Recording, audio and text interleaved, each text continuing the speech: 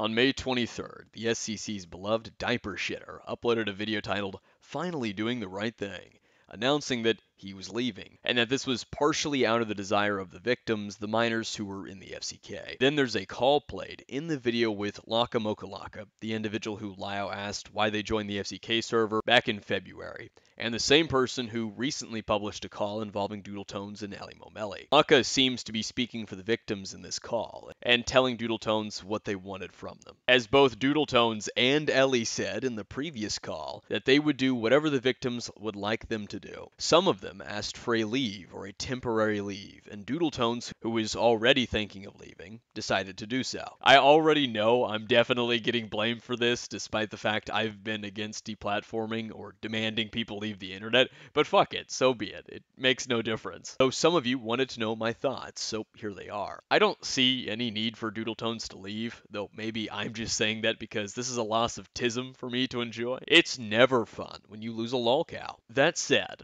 I saw Lio and several others point to me or ask if Toasty or Miss Zizi were next. And I want to point something out here. Doodletones left of his own volition.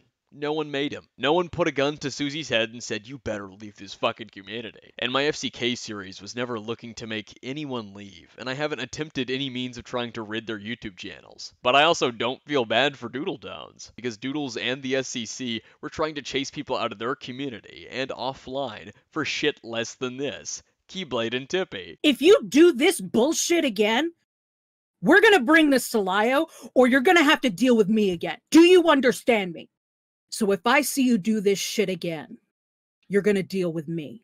She would say she's in a dark place. Her friends would say we're making it worse.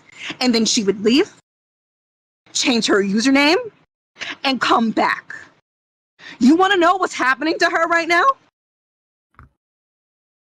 What? Lio Convoy called her mother. Do you want to know what you're doing right now?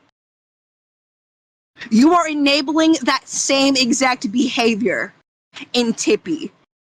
Because Tippy isn't being honest. Tippy is running from her problems. Tippy is changing her name. Tippy is having other people come as middlemen to pass on messages, to silence people.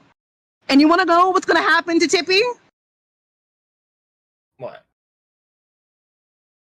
Lio's gonna If come Lio down Convoy tomorrow. has anything to do with it, she won't be on the internet for a year. They were wielding Lio around and actually threatening people with him to do exactly that in 2023. And the ArtCC isn't any better.